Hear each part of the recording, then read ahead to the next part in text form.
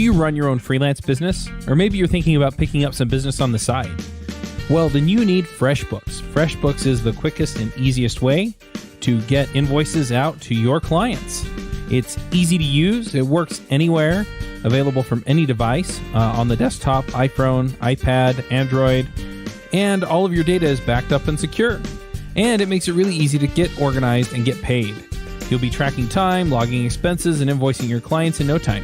You can also save time billing, freeing up several days per month to focus on the work that you love, and you get paid faster. FreshBooks customers are paid on average 5 days faster because there's a link on the invoice that says pay me now. And it's a great way to grow your business. Plus, FreshBooks is offering a 30-day trial. That's right, 30-day trial if you try them out. So go to gofreshbooks.com/devchat and enter devchat in the How Did You Hear About Us section. Once again, for a 30-day trial, go to gofreshbooks.com/devchat and enter devchat in the How Did You Hear About Us section. Hi, everyone, and welcome to the Freelancer Show. This week on our panel, we have Jonathan Stark. Hello. And I'm Reuven Lerner, and we have this week, half panelist, half guest, Jeremey Green. Hey, Jeremey. Hey, Reuven. Hey, Jonathan. Thanks for having me. Great Excellent. to have you. Very happy to have you here. So, Jeremey, why don't you introduce yourself? I think you might be on the show a while back, but regardless, all of those listeners have since retired. So you might as well tell us what you're Yeah, sure. I was on, I think, maybe a couple of years ago now. But I'm a software developer by trade. Have been kind of an independent operator for a long time.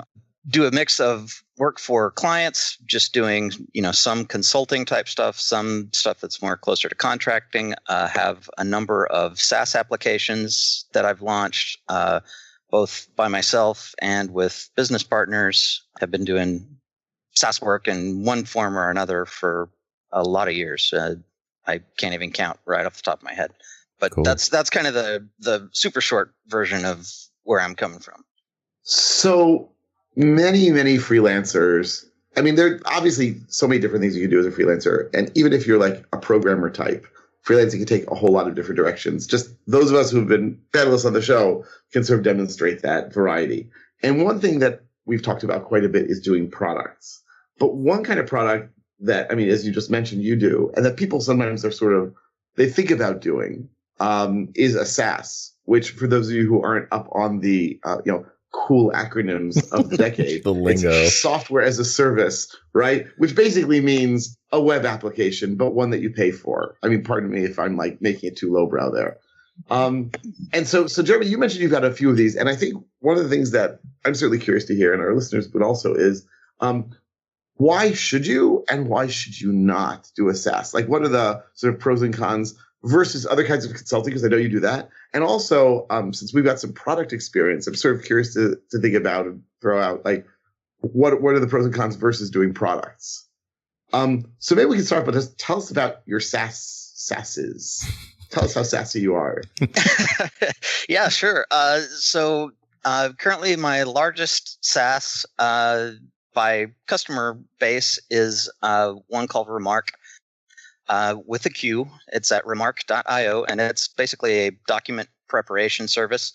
Lets people write documents in Markdown and then convert them to PDF. And then there's also a relatively newer feature that is aimed at producing books. So you can write all of your book content in Markdown and then produce PDF, EPUB, and Mobi all out of the application. And then along with my business partner, Kurt Elster, we have 3 Shopify apps in the Shopify App Store that each add, some new feature to a Shopify shop. And then I also have another kind of sort of SaaS that is really a thing I built to scratch my own itch around HDR photography called Cloud HDR. And it's something that I use with some frequency, but have never really gotten around to kind of marketing or promoting or trying to turn into a business. So that one's kind of a hobby SaaS more than anything. So I actually know very little about Shopify, but I know that Kurt and others have talked about it quite a bit. And it never dawned on me that these Shopify applications people write are actually SaaS applications. I guess it should have been obvious sort of thinking about it a bit. So there's news to me on the show. We could end right here. You learned your thing for the day. So how did you decide to do each of these, and how did you get them off the ground? And at the risk of uncovering too much, are they making money? And are you, as we joked before we started recording, are you planning to retire in the next week or so with all your riches that you've accumulated? Well, to start with the last question first, unfortunately, I'm not ready to retire next week just yet. But all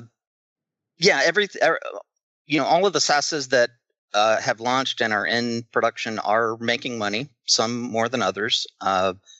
The combined take from all of them more than pays for my mortgage, and I think even all the related expenses on our house, electric, water, all that kind of stuff. Doesn't cover everything that I need to make in a month, but it's certainly a really nice addition to my consulting work. Let's see, there was one other question in there that. The first one. How did they come about? Yeah. So Remark came about directly out of a mastermind group that I'm a part of. At one time, there was kind of a big gripe session about document tools, basically, where people were saying, I am producing all this content that is going on to either my website or one forum or the other, and I can write for those platforms in Markdown, but then there just aren't any good solutions to produce quality deliverables either for clients or for lead magnets or for saleable products that will let me write in Markdown and just have a thing come out that looks good without me needing to do a whole bunch of jumping through hoops and either writing a bunch of custom CSS or learning LaTeX or whatever. And so I kind of watched this gripe session go down for a while and then thought, I think this is a problem that I could solve with a little bit of code. So I spent part of a Saturday afternoon kind of doing to take somebody's Markdown and turn it into a document, then posted that back into the Slack room and said, hey, is this in the neighborhood of good enough? And the response from 2 or 3 people in there was something to the effect of, when can I start paying you for this? I would pay to be able to turn that Markdown into that document today if you'll take my money. And so I thought, hey, that's a really good sign of that, and that was one of my first attempts at kind of identifying a problem and target customers first. I had many stabs at, hey, I'm going to build this thing that I think would be useful, and then find out that nobody really wants that, and that's not a real problem that people have. It's a thing that I imagine to be a problem. Been there. Yeah, it's surprisingly easy to do. It's really easy to do. So, that was kind of my first experiment with running a process that way, where I had real actual people that I know personally that had a problem that I was saying, okay, I think I can solve this problem for you. And so, and then Remark just kind of grew from there. After I had that initial, encouraging response, I spent another couple of weeks, that first proof of concept I really didn't even write any code for that. I basically took somebody's Markdown and ran it through Pandoc and did just a little bit of tweaks on it to try to get some of the big features working, like auto-generated table of contents and stuff like that. There was no actual software, just kind of one big old bash script, or not even really a script, just one big bash command line that I figured out how to assemble to get the thing to work, and so it was really just about producing a deliverable thing, not even writing any SaaS or any software around it. So then once I had some good feedback about that, then I did spend a couple of weeks doing the stupidest, simplest, Rails app that I could write that would let somebody use that bash script basically in a self-serve manner. Plug in your markdown here, hit save. A job's going to get queued up, and then a worker process is going to slurp down your markdown and shell out and run this bash command to produce the PDF, and then it's going to get it back into the web app, and you can download it yourself, and I don't have to be involved in that process anymore. And so then once people were happy with that, and I started getting lots of suggestions about, hey, I'd like to be able to do this or do that or control this or that. And so that's kind of where the SaaS side of that kicked in and started working. And then it's from there just been a process of listening to my most active users and trying to figure out what problems they're having with it that I can solve via code, or sometimes it's just about, documenting something that is there better so that it's more obvious about what needs to be done. And then, unfortunately, sometimes there are problems that you're just like, I'm sorry, I don't have a good answer for that. And if you need that level of control or whatever, maybe this isn't the right product for you. So this first one really started, and I guess even continues to be, a very iterative process, right? It's like you threw something out that was really, people like to talk about doing a lean startup with the minimum possible they'll possibly work. And you seem to have done that, and people like that minimum. And so you just sort of kept growing from there. So there was never a danger really of, I guess there was a danger of you spending more time on it than it was worth in terms of income. But as time went on, more and more people, I guess, used it and were willing to pay you more for it as well. Yep, that's exactly right. Yeah, I want to hammer on the point about that conversation was the beginning and continued throughout the product development, because I've done it multiple times myself where I'm like, this is a problem that I have. There must be thousands of people who have this same problem. And spend 48 hours or, more, a week, 2 weeks, whatever, building a proof of concept, and then proudly launch to the world, proudly launch to crickets. And and worse, proudly launch to one paying customer. That's the worst. So it's like, oh, great. Now I've got one person paying me.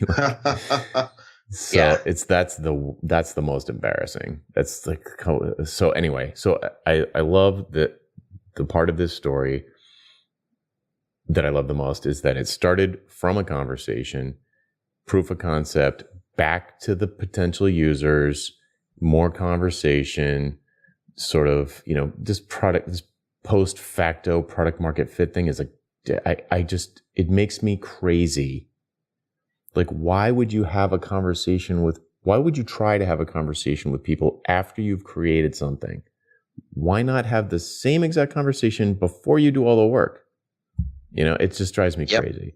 So if I was going, and I tend to, when I'm working with a student who's like, I want to get away from this hourly billing thing. I'm going to make a SaaS. Like, I've just seen this go wrong so many times that my eye roll is not controllable. It's just, it's like, okay.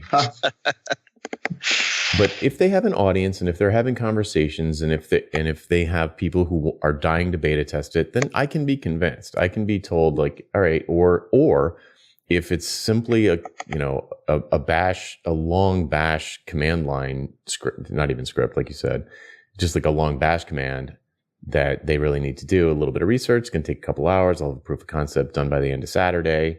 All right, that's cool. But going into your keys, the problem with a lot of, at least software freelancers, is that they're retreating from people they want to retreat to their cave, code something up, and then like proudly release it to the world. And, they build it, you build it, and they will come. It's just not true. That is a movie lie. So if someone came to me and was like, I'm going to build, here are a bunch of people who have like raised their hand to beta test it for me, give me feedback. It's only going to take me 2 days. It ends up taking 4. Okay, fine. But that's really not that much of an investment. But I've seen people pour a year of their lives into this thing without any kind of outside encouragement from actual customers. Their friends will be like, oh yeah, it's a great idea. That sounds great. I mean, I don't need it. It's not for me, but it seems like somebody might need that. Everyone always says your idea is a great idea. This is like rule number 1 of asking someone, hey, do you think my startup idea is a great idea? Oh my God, that is brilliant. I can't wait for you to, that will be such a success. Yeah, they want to be nice. That's the sort of universal answer to that question. Yeah, they want to be encouraging and nice and supportive. But you've experienced that too, I presume, right? Oh my God, yeah. I mean, it's the business equivalent of "Isn't my baby cute?" Mm-hmm.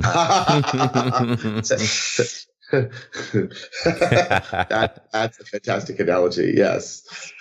Okay, so I just wanted to emphasize that point for people who are listening, and because building a SaaS is very seductive. They're like sick of working on their dumb clients' dumb code, and they're like, I want to work on I'm going to build my own thing. I'm going to make it perfect. It's going to be elegant and pristine, and I'm going to print out the code and frame it on my wall because it's so beautiful. And it's really, really tempting to do that. So I want to hammer on that point about having conversations with actual potential clients, as early in the process, if not as the first step. Yep. And then just to kind of continue on the question of where did these things originate and how did they get started, all 3 of the Shopify apps that we have in the App Store currently, Kurt's been working in Shopify for quite a while, so he has a lot of clients, has seen a lot of custom requests for work that goes into shops. And basically what we've started doing is if he finds himself building custom features into a theme if he finds himself building the same custom features into themes for 2 or 3 or 4 clients, we take that as a good sign that there's a broad level of demand for this particular feature. And so then we look and say, hey, can we turn this into an app so that it doesn't take custom development on a shop-by-shop basis, but is just something that somebody can install and turn on and it just works for them.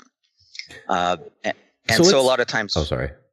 And so a lot of times, the app will have to make some little customizations to the theme, but then it also provides an admin area so that the shop owner can tweak the parameters that they need to, that they might otherwise have a developer have to go in and make changes to their theme. So I was just going to jump in and ask for you to describe a little bit what a Shopify app is. Like, what's the parallel? Is it like a WordPress plugin? Shopify is a hosted e-commerce platform, and these apps are like what are they? Is it a thing? Is it code that they like? How does it work? Is it really a SaaS? Is what I'm getting at. Like, how is it a SaaS? It sounds like a plugin.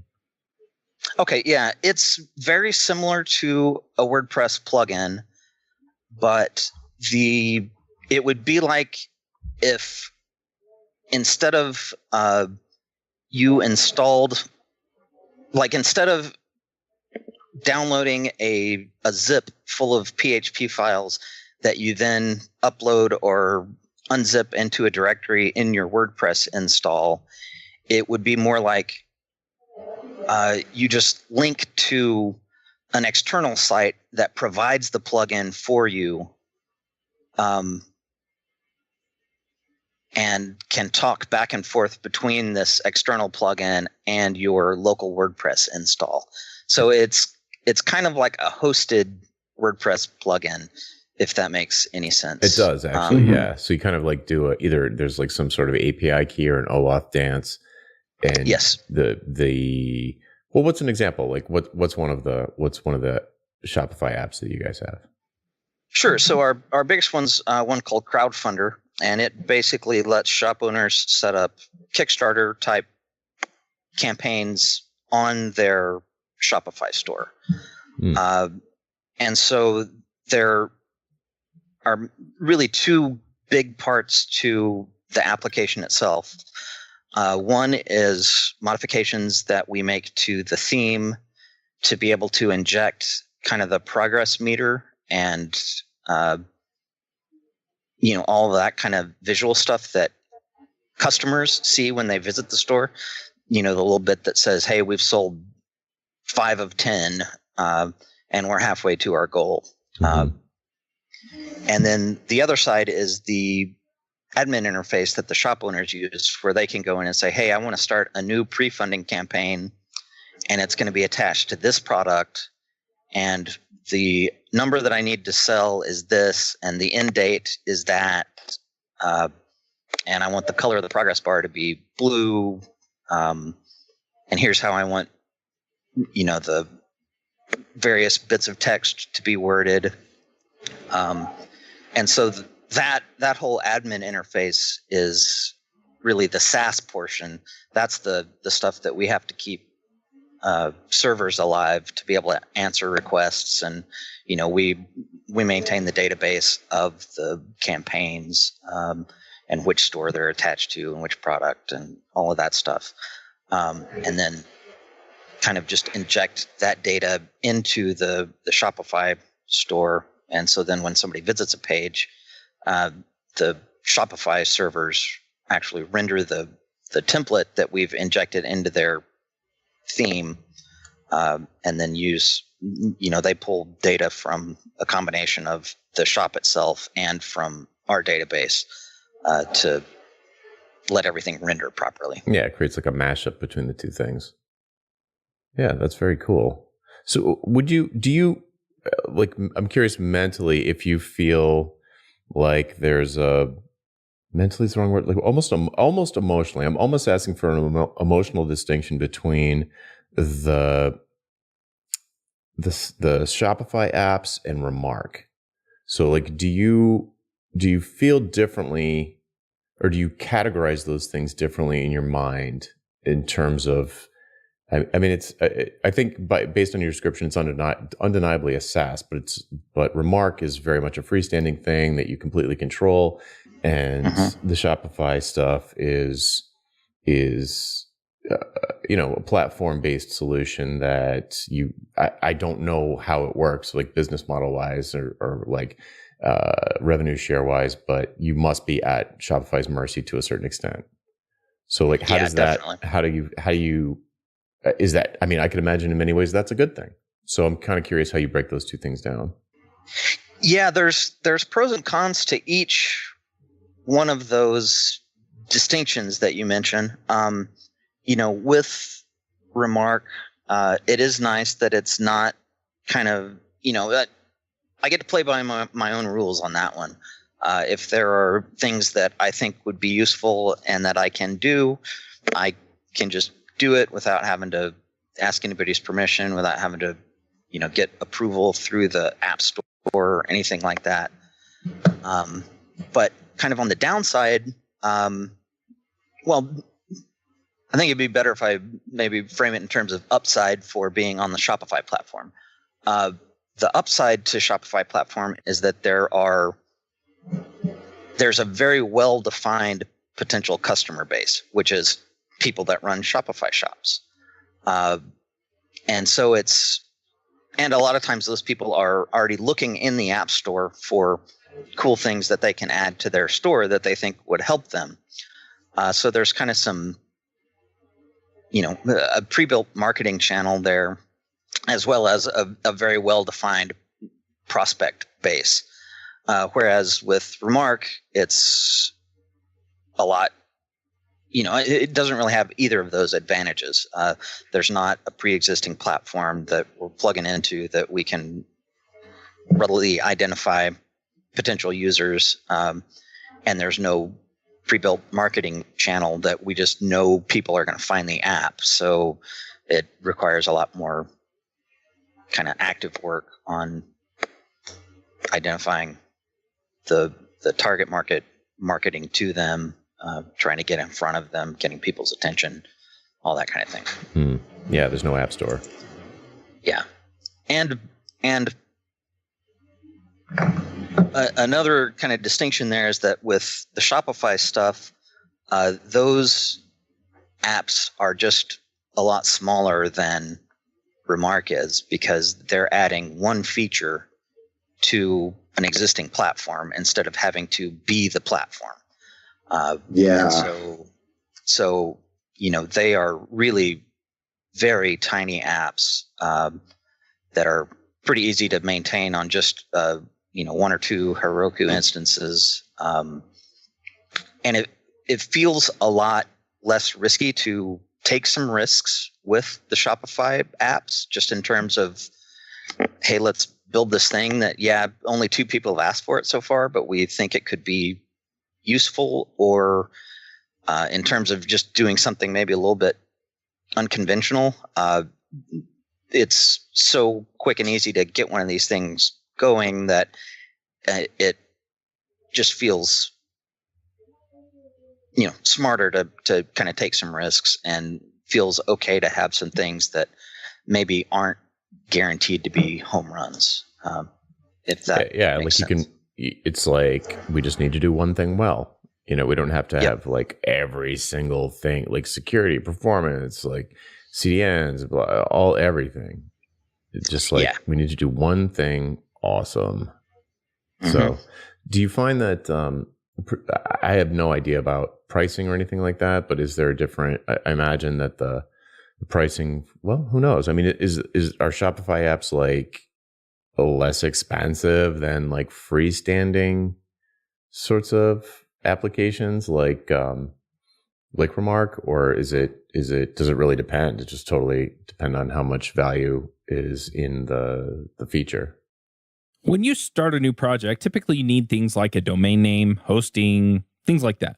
When I choose hosting, I pick mine for the options it gives. I like to know what I'm getting and set things up just how I like them. This is why, for your projects, you should check out Linode. Linode servers feature native SSD storage, a 40 gigabyte network, and Intel E5 processors. That's all the power you need to run VMs under full control, or Docker containers, who doesn't love that, encrypted disks, and VPNs. Plus, they have 10 data centers across the world and add-ons like backups, Node Balancer, and Longview to help you control your server costs. They also offer block storage for your static files, and you can get started with a $20 credit if you use the code Freelancer Show 2018. That credit is good for 4 months on their 1 gigabyte server. That's a lot of time to try them out and see if they're the right fit for you. That code again is Freelancer Show 2018. Also, if you're interested in working for Linode, they're hiring. Head to linode.com/careers to see their available positions. I think for the most part it depends, but I would caveat that with, it seems like average price for apps is lower on the Shopify platform than it would be for, a standalone thing. And part of that's just because you're delivering a smaller clump of value, because you're only implementing this one feature that you're plugging into an existing thing. But on the other hand, I think that can be in some ways an advantage, because if you're selling an app that's $9 a month or $7 a month, in the Shopify store, shop owners are going to look at that and say, oh yeah, that's not that much, and it adds a new feature that I don't have to mess with hiring a developer to build for me, go through the process. So yeah, $7 a month is easy. Whereas with standalone SaaSes, I think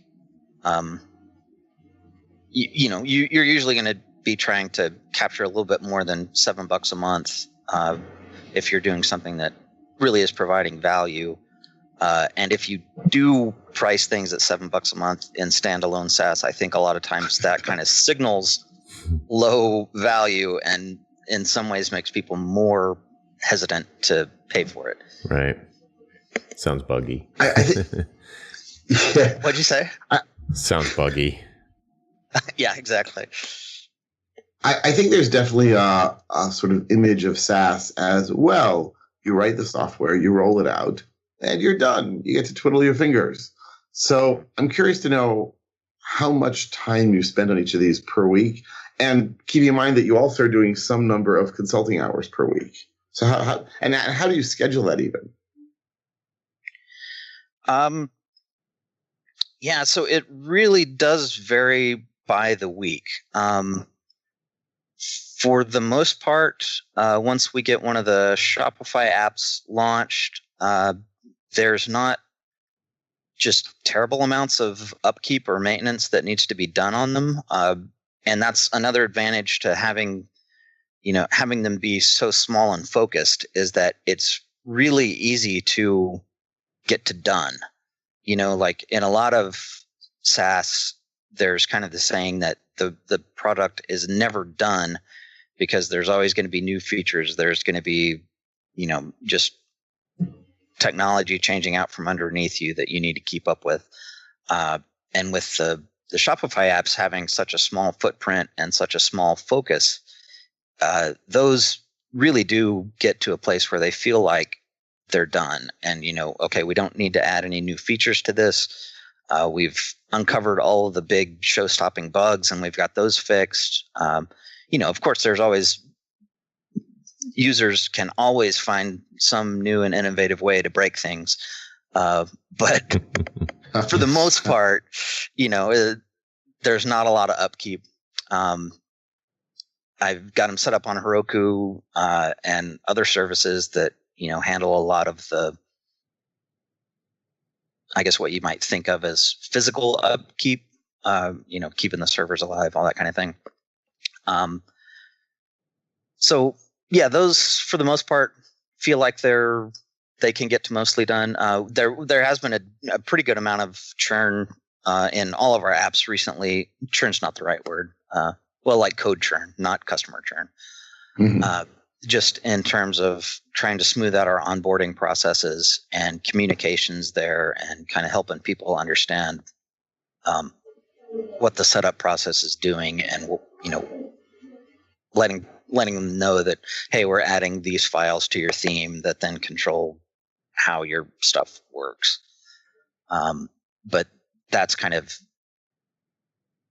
been driven by just stuff that we've learned by, looking at support requests as they come in, and, hey, what can we do to eliminate this whole category of support requests? So yeah, that's, I'm sorry. How are you dividing your time? Like how many hours would you say you work on each thing per week?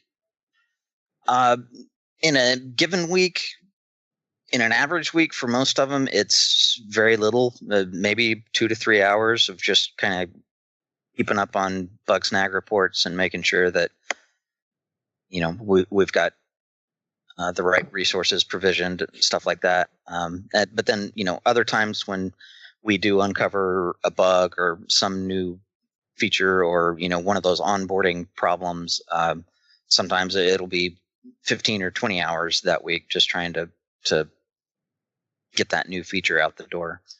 And then with Remark, it's, on a week when I'm not actively working on Remark, it's, again, maybe a couple hours at most of just keeping up with bug reports and support requests. And then, the occasional very busy week of 15 hours or more that's, okay, I'm trying to work out this new feature or isolate this weird rendering problem that somebody's uncovered. But it's, I think all of them have been set up in a way that we kind of have managed customer expectations, or I try to manage customer expectations and let people know really as quickly as I can that either, okay, yes, this is a huge problem and I'm going to have a fix for you absolutely as quickly as I can because it shouldn't be working this way, or, oh, yeah, that is a problem and I acknowledge it and I will definitely try to get something working, but this is kind of a way off in left field edge case that, I can't make a good business case for dropping everything to fix this, but I will try to have something ready for you next week or the week after that. And for the most part, people are very receptive to, even even when I say, it's going to be 2 weeks before I probably have something ready for this, people are usually pretty okay with that, just as long as I let them know that, and they don't feel like I'm just blowing smoke at them. Customer support is a good segue into a question that I've been wanting to ask, which is, how is switching from straight up dev work to this more SaaS model changed your work and your life in the bigger, your work life, let's put it like that. So like what you just described sounds a little bit like a consulting sort of development hourly customer conversation, but it's different. So like how has moving or making this shift changed your work life? Yeah, it definitely is different. I think one of the biggest changes, or I guess really one of the biggest differences between doing the work on my own projects versus doing client work is talking directly to customers. Because a lot of times with client work, I'm not really I'm definitely not the frontline support.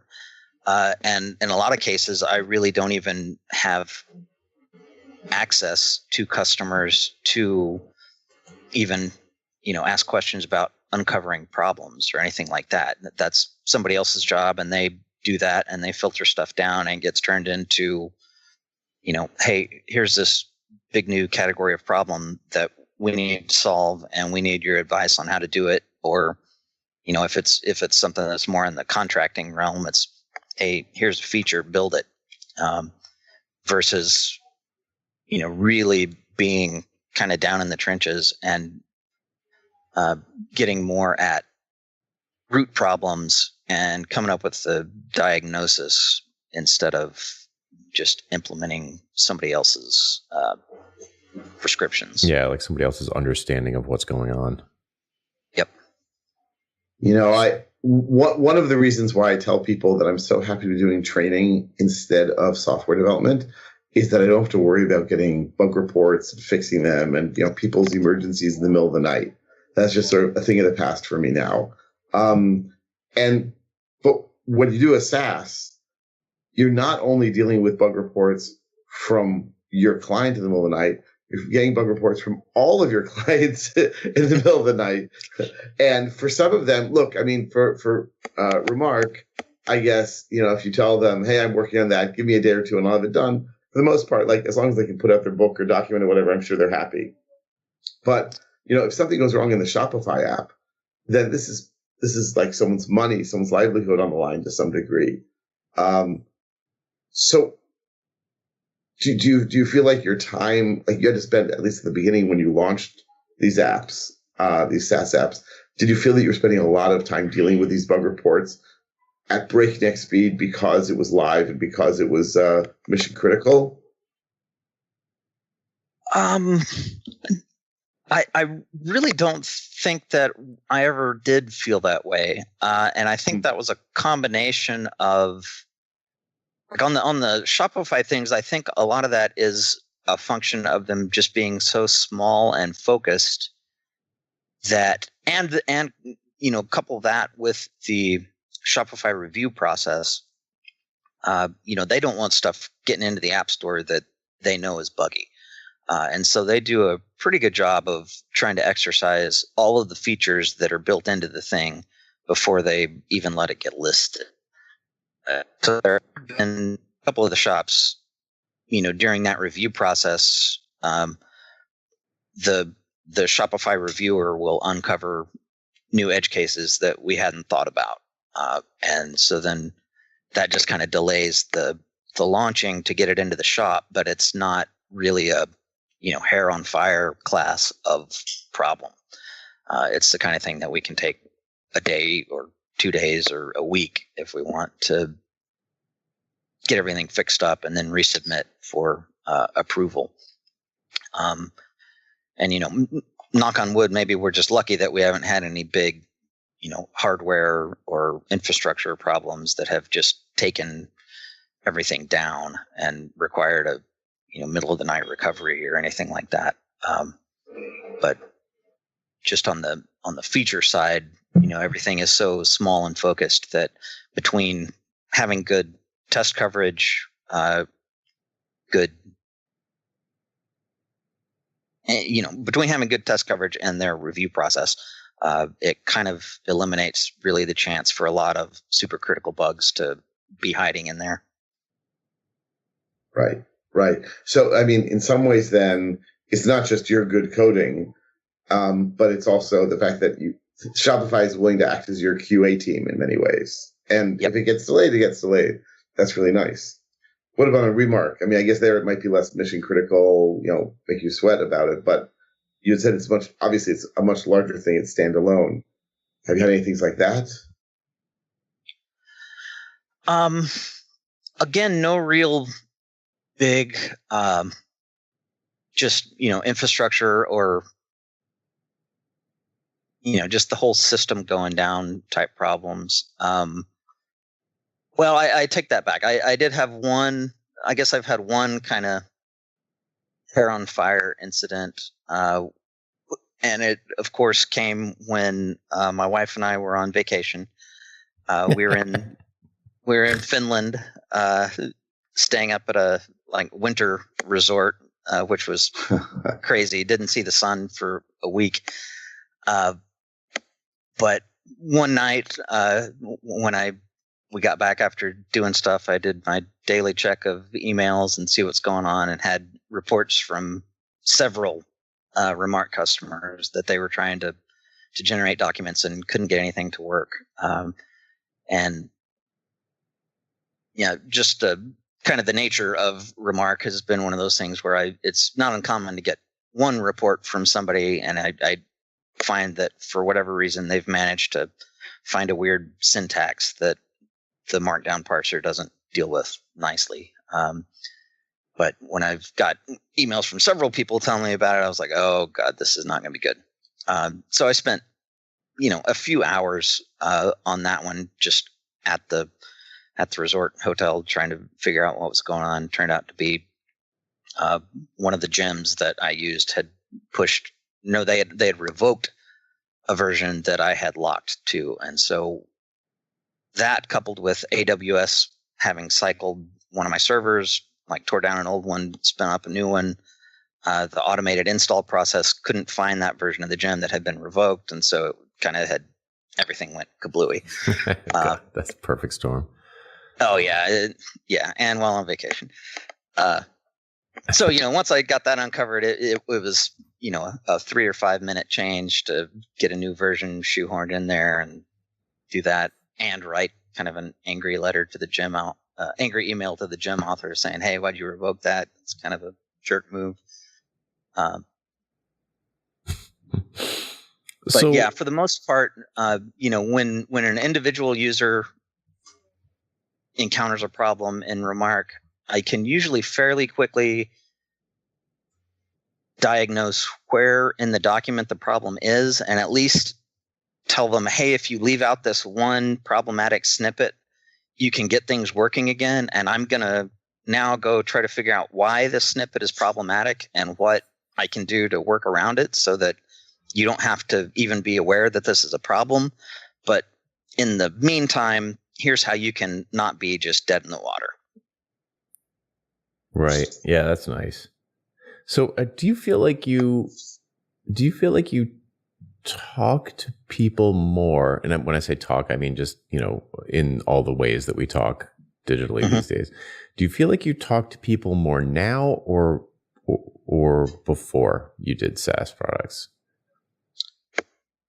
Yeah, I definitely talk to more people now about the problems that my SaaSes are trying to solve than I did before, for sure. And yeah, that's when a you good say point. talk, More do you people, actually? Right? Like it might not I'm even also be. curious. Sorry, go ahead, Reuven. No, I'm just curious. Do you talk to them on the phone, or do you just get bug reports? How much do you try to really be in touch with them to understand their problems? A lot of it's just bug reports and via email or intercom chat. When new people do sign up for Remark, I always invite them to schedule a 15-minute, basically intro meeting with me where I like to ask them, I do want to learn about their business and figure out, why do you think Remark could be a good fit for you, and what kind of things are you going to be trying to do with it? And if a lot of times during that, I can, kind of help people really get pointed in the right way, in the right direction, so that they're going to be successful. And then sometimes I find out that, oh yeah, you have completely the wrong idea about what this thing is, and it's not a substitute for, if you're looking for something that you would hire an InDesign expert to, produce your glossy brochure for you, Remark's not a good fit for that. And I'll tell you right up front, and you can save your time trying to beat it into that shape, because you're not going to be able to. And, people are appreciative of that. They don't want to waste their time, and they're always happy if I can keep them from doing that. I'm wondering and, if that helps cut down on future requests. Like trying to help that person beat the thing into the shape that it's not going to be. Yeah, self-preservation instinct. Yeah. I'm curious. The thing I feel like maybe Reuven and I are both kind of getting at is like personality type that's a good fit for this. Mm-hmm. And I'm wondering how different it is from client work. Because client work, I think in best case scenario, I think people who are good at doing client work, I think the communication levels need to be pretty high. That is, I think not having high levels of communication during a software project is a recipe for potential disaster. So, I think that in a service business, and both of these are, you might think of them as software businesses, dear listener, but they're both service businesses. Having, being a sort of closet case neckbeard is not a great fit for either one of these, right? Am I right? I'm not a SaaS guy. I've launched maybe 2 or 3 SaaSes to complete failure. So I don't have personal experience to draw from the SaaS department, but that's what I'm trying to get at. I'm sort of curious is how the social skills, the soft skills translate between client work to direct customer service or marketing, because now, some of these conversations are really, I would qualify as marketing, not customer service. So, do you feel like they're transferable skills, or do you feel like you're really moving into a different mode when you're shifting between the two? I think it really is a different mode. I mean, like you say, with client work, you do still have to be a good communicator, and if you're not, you're going to have a bad time, and people are going to be upset with you. But I find that with client work, I am pretty consistently always talking to the same types of people, whether it's other developers or a CTO or a project manager. And we all already kind of have some shared vocabulary and customs and just ways of communicating that are fairly standard kind of across the board. And so, it all kind of feels like one type of communication there. But with stuff, there are plenty of my customers that are not devs or product managers or CTOs, and the style of communication and it's just different because we don't kind of have that shared foundation upon which all of the communication is built. And I definitely find myself having to be conscious of that and having to kind of think through, what, in explaining this, what assumptions am I making about what this person knows that aren't really fair assumptions? Yeah. And I have to think about that in a much different way than I have to with my client work. Right. Yeah. Like my wife is always showing me, she's big into knitting, and there are a lot of knitters or people in the knitting vertical who use Shopify to sell hand dyed yarns. And let me tell you, I bet a bug report from somebody who shears sheep all day and then, it spins that into yarn and then dyes it with natural dyes, doesn't know a whole lot about Heroku dynos. So, yep. So the bug reports got to be like, like almost, yeah, I'm not ragging on that person. Like, you know what I mean? It's just, but yes, I do want to illustrate, that person versus someone who works inside of, I don't know, ConvertKit, who is a professional product manager of a software product who needs you to build some new feature. You guys are going to have an enormous amount of shared vocabulary. Yeah. And expectations, with client work, if I get a ticket from a QA person and it's short on details, I can pretty much say, hey, you didn't give me enough details to repro. I'm sending this back to you until you fix it. But for a customer, you can't really do that. You have to be more delicate in, asking for additional information. And sometimes it does take a lot of back and forth just to clarify down to the point that I actually know what bug they're reporting. Than it does with stuff that I do for clients. And I definitely have to sometimes kind of check myself and say, oh, all right, buddy, remember that this customer is not the QA person. They're just a customer that's trying to do their thing, and they don't know how to format a bug report and do all the things that I'm used to. And that's on me now. I have to, get as much information from them as I can, and then distill that down into what I think of as a proper bug report. Yep. Yeah, I've seen plenty of those. The app's broken, all caps. Yeah. Okay. It's not working. Okay. Yeah. I often tell clients that saying to me, the software doesn't work is like going to the doctor and saying, it hurts me somewhere. Yeah. You have to be like a little more specific to get a decent answer out of that. So Jeremy, I'm curious, it sounds like your experience doing SaaS stuff has been very positive. Do you plan to do more and have that squeeze out the consulting work? Or do you like having the balance of different types of projects, different types of clients? That is a hard question. I definitely do plan to do more SaaSes. In fact, I'm currently working on a kind of Kickstarter project for Shopify apps where I want to be able to spin them up faster and have kind of all of the shared bits all in one project. So that's something I've been working on, kind of laying the groundwork for being able to do more Shopify apps.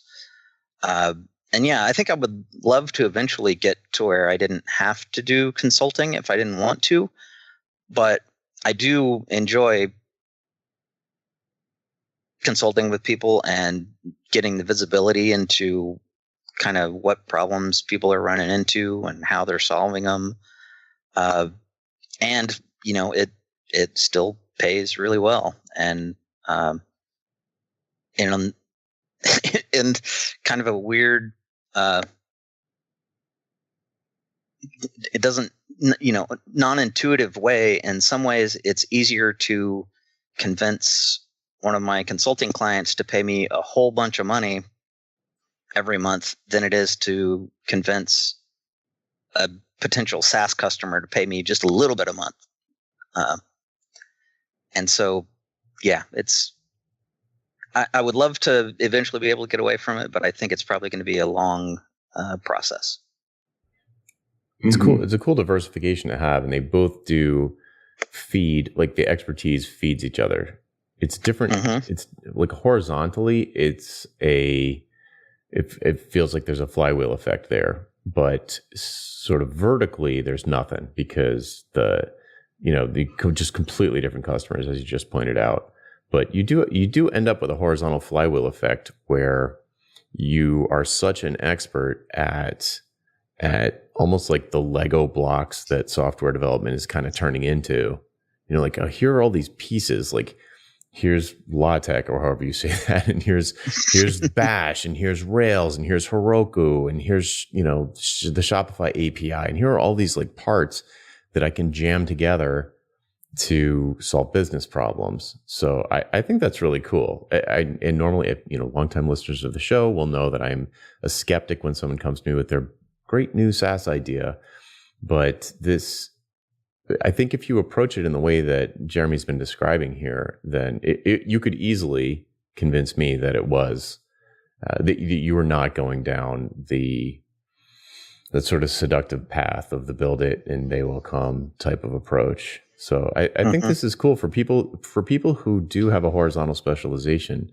This is an interesting way to diversify and still have a this kind of synergy between the different things that they're doing. Because I would imagine even the communication skills that you need to support the yarn dyer are going to translate into your client work, you know, being more empathetic in your client work even. You know, perhaps when you're dealing maybe not with the customer service reps at the client, but, you know, people farther up and, you know, people who are less technical, business people in the client. So I give this 2 thumbs up. This has been a really good, I think, tour de force, sort of a primer on making a transition.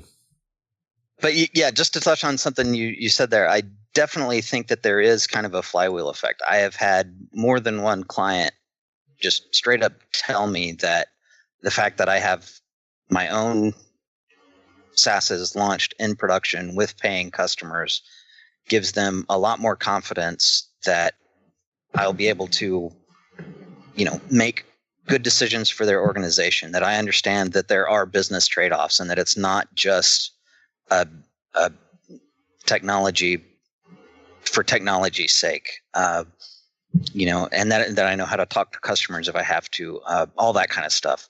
I definitely think that helps get, if not help get leads, at least helps solidify my perceived expertise when I'm talking to leads. Yeah, it's huge street cred. Yeah. Cool. Very interesting. Yeah, should we switch over to picks? Sounds good to me. You got anything this week, Jonathan? For you, the listeners of Freelancer Show, Loot Crate is offering an opportunity to save 10% on any new subscription at lootcrate.com. Just enter the promo code BRIDGE10 for 10% savings. Loot Crate is one of my favorite things. Every month I get a box in the mail, costs less than $20, and it comes with all kinds of goodies. I have stuff from, just looking at my shelf, Batman, Spider-Man, Ninja Turtles, Back to the Future, Lord of the Rings, Star Wars, and much, much more. So if you're a geek, a gamer, anything like that, and you want cool stuff to put around your office, cool t-shirts, comic books, etc., then definitely check out Loot Crate. To save 10% on your new subscription, go to lootcrate.com/Ruby. Again, that's lootcrate.com/Ruby to save 10% on any new subscription. Enter the promo code BRIDGE10 for 10% savings. I do. I have been reading a book called The 7 Basic Plots by Christopher Booker, which is a total doorstop of a book. I mean, this thing is like 700 pages, small print. I literally was like, oh, man, I got to buy reading glasses. This book forced me to buy reading glasses. It's super academic, but man, is it good. It's supremely well researched. Pulls examples from just the entire pantheon of the historical record, you know, story-wise, from grim folk tales back to just ancient Chinese parables all the way up to Harry Potter, and is like, and kind of breaks things down into these 7 basic plots that the human brain is wired to connect with, or to be entertained by, or to be engrossed in, or just to be sucked in by. And the patterns are just too, it's too much to say that, oh, you know, there was one story and like through, I don't know, migration or trade, like these stories got spread and they just got reinvented for different. No, there's something Jungian and underlying in a collective unconscious about the rags to riches story, or the overcoming the monster story, or the hero's journey. And it is, I don't hardly ever read books like this, but this thing sucked me in and good. So highly recommend this book for even if you're not looking to write fiction, which I'm not. It's just great. If you speak to people, you have a story to tell, you have a message. It's like, look, you want to engross a crowd of people, have these 3 beats and you're done. If you've got a story to tell that fits this format, but you've got, of course you're going to have your own intrinsic details. I just think this book is the greatest. Super, super good. And plus you're listening, it's telling you a bunch of cool little stories while you're at it that you never heard. So that's great. That's pretty great. Yeah. And I'm going to my self-serving shameless plug pick is for people to go to valuepricingbootcamp.com as an alternative approach to building a SaaS, but yet scaling your business without increasing the amount of work that you have to do. So if you're interested in making more money while working less and not having to hire additional people, then jump over to valuepricingbootcamp.com and go through that free 7-day course. And that's it for me. Excellent. Jeremy, you got anything for us? I really had not planned on a pick, but I can tell you that I've been listening to a lot of the new Jack White album, and I think I enjoy it. It's different. It's a ringing endorsement. No, it's very interesting. I mean, it's an interesting combination of kind of very traditional song structures in some of the songs, mashed up with very modern sounds. And yeah, I like it. It's interesting and worth a listen. Yeah, I think that's all I got today. Excellent. My pick is also in the self-promotion department. So I just published, I guess it'll be a few weeks ago as of when most listeners hear this, but I just published my first course online that's designed to be an online course. I had a few courses I did last year that were just live video feeds. And I got a lot of feedback from people on my list that asking them, why didn't you sign up? And they basically said, because we don't want a live course, dummy. This is the internet. We want to be able to watch it whenever we want to watch it and go back to it. So having been chastised appropriately by the internet and by all of it. So I went back and I took my 2-day Git course and I turned it into a video course with over 7 hours of lecture and 80 exercises and all the slides. And basically, Git is one of the most important tools and least understood tools that software developers use nowadays. And the number of times I teach this Git course at companies all over the world. And basically when I go in, typically the people who come to my class have been using Git for a few months and they hate it. And they hate it basically because they were given a list of commands of what to do. And when they use those commands, things usually work, but they don't know what they're doing. And when the commands don't work, then they're completely at sea. So the purpose of my course is to walk them through how Git thinks, how it works, and step by step build up a good mental model understanding of how it works so that they can use it effectively in their own work.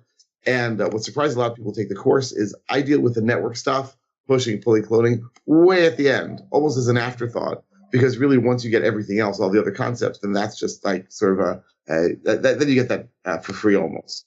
So my course is up and running. I'll have the link in the show notes. It's on my store, which is at store.learner.co.il. And there's a coupon code for listeners of the show that'll give you a little discount.